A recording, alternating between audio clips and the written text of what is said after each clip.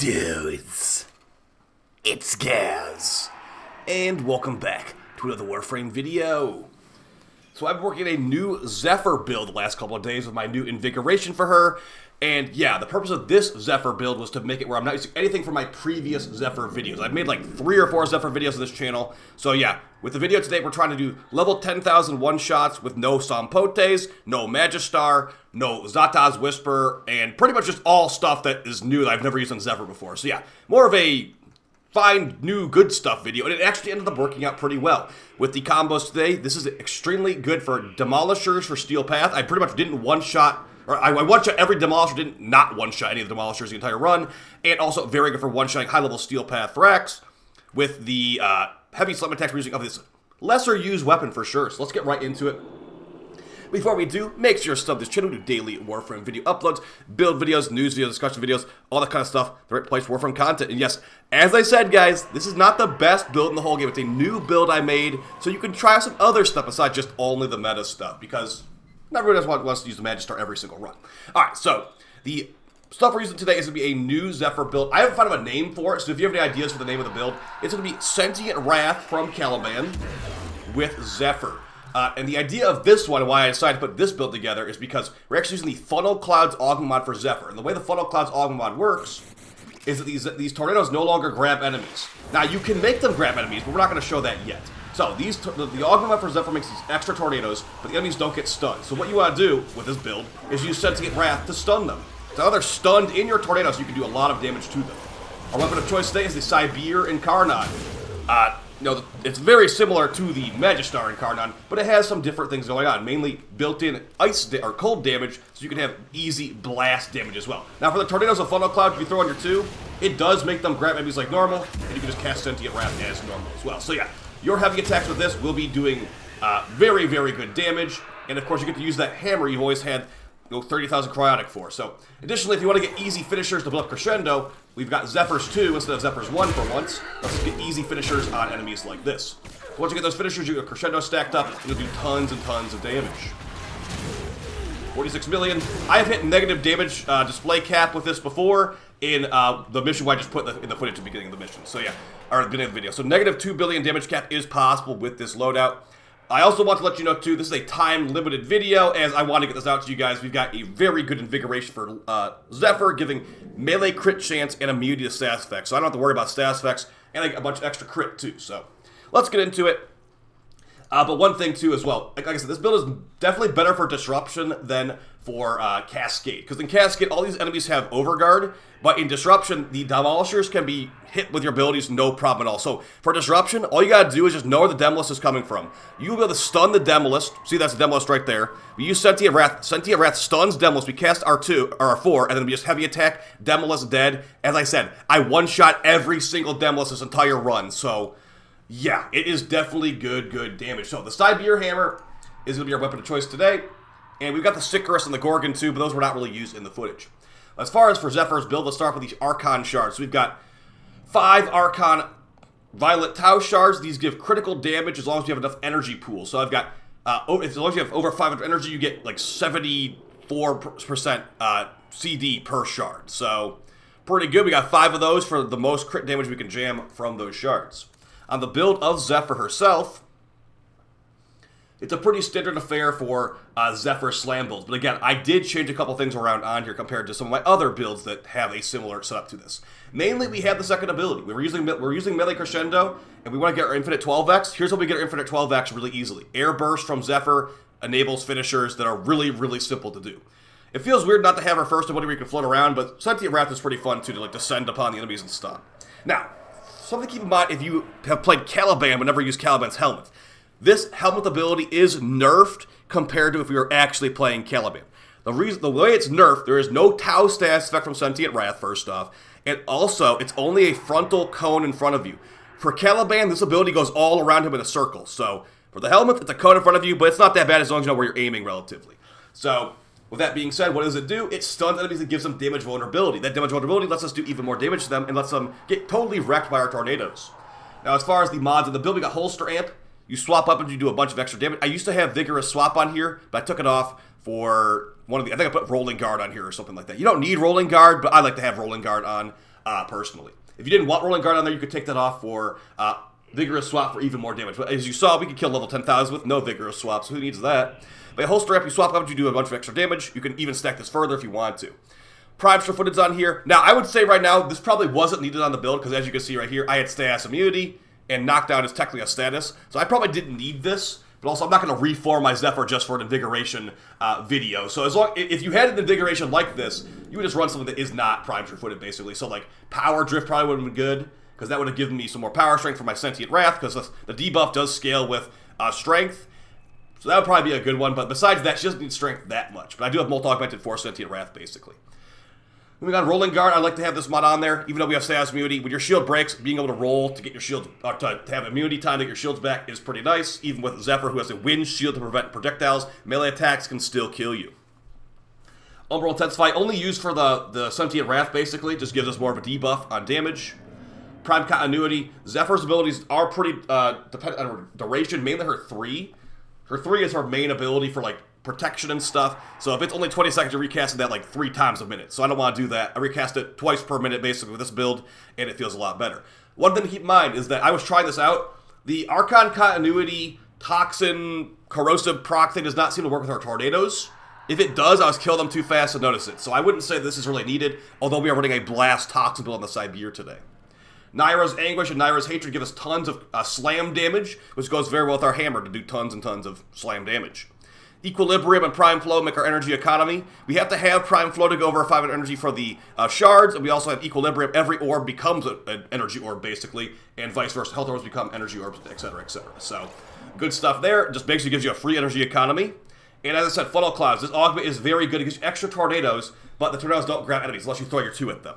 So, those tornadoes are going to let you distribute your damage very nicely for just annihilating enemies, basically.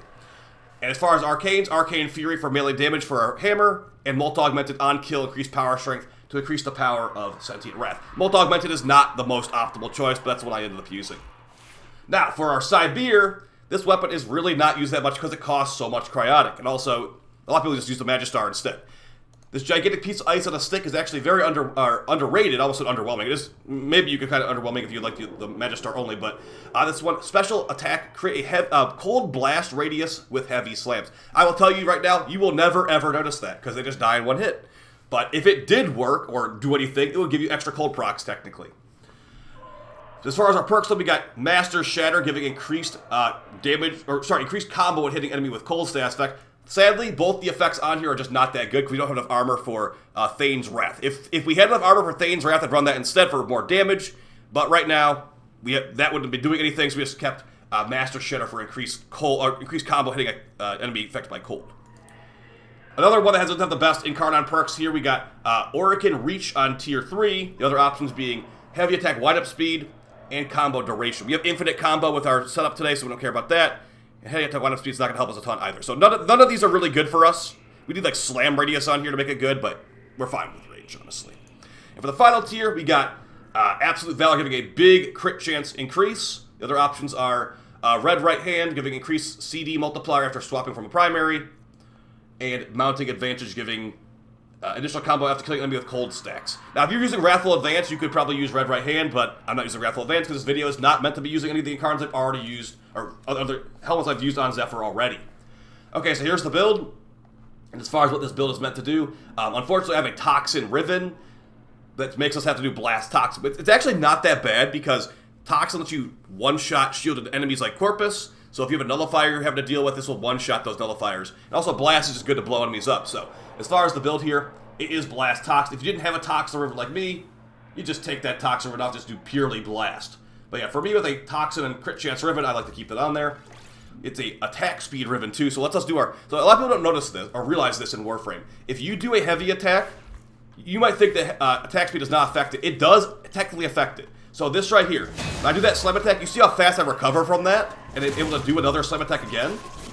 That recovery animation is affected by attack speed, okay? So when you get crazy attack speed from Volt or whatever, you will be able to do back-to-back heavy slams faster than if you didn't have a Volt. So let me take that off, take off my attack speed, and you can see how different this will be.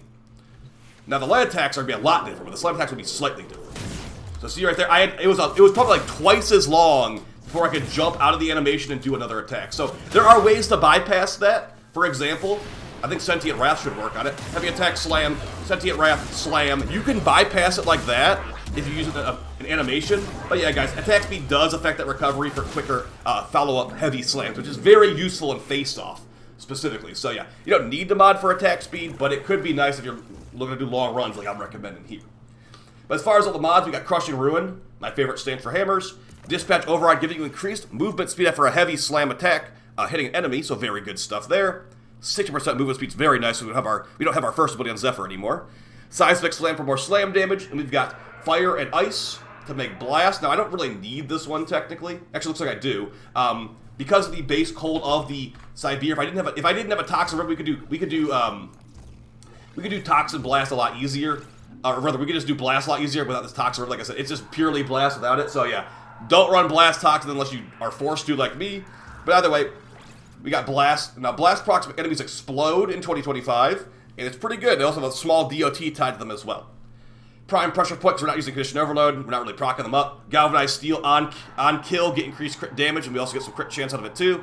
And Galvanized Reflex, giving us heavy attack efficiency, so we can do back-to-back 12x's faster. Now, we could do 12x's really fast, to be fair, but the thing about Galvanized Reflex is it lets you do them quicker. Your 12x multiplier will be refilled faster if you have some heavy attack efficiency. If we didn't have this mod, it would take a little bit longer. If you want more damage, technically, you could go with something else, like Blood Rush, or if you don't have our attack speed driven, maybe Fury on there to do back-to-back slams faster. But yeah, I like this one for more quick 12x's. And how we're doing 12x, we're using the Crescendo Arcane. On finisher kill, gain 6 initial combo for the rest of the mission. This lets you do 12x's infinitely, basically. So, showing how that works. You need to have Zephyr's second ability or a finisher source. We'll just do some butchers, because... Now, you know what's funny? I have a Riven with minus 120% finisher damage, but I can still kill these guys in one hit. So, yeah, minus finisher damage only seems to matter sometimes. And there you go. This will work on level 10,000 enemies, too. You can do finishers level 10,000 enemies and kill them in one hit. But as you can see right now, we have only an 8x. So you need to get, like, I think it's like 30-something finishers in a mission to get that infinite 12x. But it's very easy with Zephyr. So, you know, we're at 8x, about halfway there. Once you get this all stacked up, it will not wear out, and you can just walk around with this crazy, crazy combo multiplier. And keep doing heavy attacks, too. So I do a heavy attack. As you see, I was at 10x. It fills back to 10x. If I was to get those last couple of finishers, I'd be at 12x all the time. So really, really easy. Really, really good. Crescendo is definitely one of the strongest melee arcanes in the game, even with melee influence being crazy good. So that's going to be the Sibear and the Zephyr. Let's show the Panzer Vulpaphyla, which I did use in all the footage for all the missions. Now, since we have no viral procs, this cat's gonna go to our viral procs. This fox, I guess some of you guys want to call it. Launching viral quills will cause viral procs, which is very good for us because we don't have any viral. And if it dies, Panzer Evolution to come back from the dead. We also got Reinforced Bond for increased gun fire rate. Not really used in this build, but still pretty decent. And we've also got Synth Deconstruct and Tenacious Bond, which are some great mods here. Tenacious Bond will give you increased crit damage on your weapons, including your hammer. And Synth Deconstruct, since we have Equilibrium equipped, the viral quills will cause enemies to drop more health orbs, which means we just have infinite energy, basically. Because energy orbs, or the health orbs become energy orbs for us. And Resource Retriever to double our Steel Essence. As far as the claws, the Panzer Cat, we have pretty much the exact same build as before, but I've got magnetic claws here because it's fun. But yeah, this does not really actually do a whole lot for us. If we had Archon Stretch on there, we could throw on Shocking Claws to get that. But I'll just take an extra fire proc here and there from Burning Claws instead. And that's going to basically be it for the video, guys. This is a new Zephyr build I put together for this, like literally for this video specifically, because I want to have a little bit more experimentation. You know, I've had the Sibear for a long time. I've used the Sibear with Frost, but I've never used the Sibear with Zephyr. I want to see how it can prove itself in level 10,000, and it proved itself very well. Now, you might say, this is because you have an Invigoration. Partially, yes. I wanted to make a video about this Invigoration because this Invigoration is so good, and Zephyr is so good with melee slams that it felt appropriate. And there you go right there. That guy didn't get one shot. It did like 95% of his health. If you don't cast your abilities, you might not be able to one-shot as easily. Now, and that will be very apparent on Demolus. If you are not casting your abilities on Demolus and just using your Sibear hammer like this, it will be not as good as you're hoping. So yeah, the Tornadoes and the Sentient Wrath buff it a lot. So do that if you're trying to have the most out of your damage. Like, you'll do good damage without these abilities, because we're using Purple Shards and Crit Chance Invigoration. Like, right there, that guy got one shot with no abilities, so it's really, like, you know, depends on the situation, too, like how far away you are. But yeah, still, either way, guys, I think the Sibear is worth, if you have the Sibear, it's worth using, but it's not worth using over the Magistar, as the Magistar has larger slam AoE size, like, by a lot, so. This is mainly if you want to have a built-in blast hammer with just one mod for fire. But either way, I'll see you in the next video. See you on stream tonight probably too. And yeah, I think it's the final 1999 reset for this first calendar year rotation starting on Sunday. So come on, stop by the live stream if you haven't already, and we'll see what's going on there. All right, guys, I'll see you next video. Take it easy, and peace.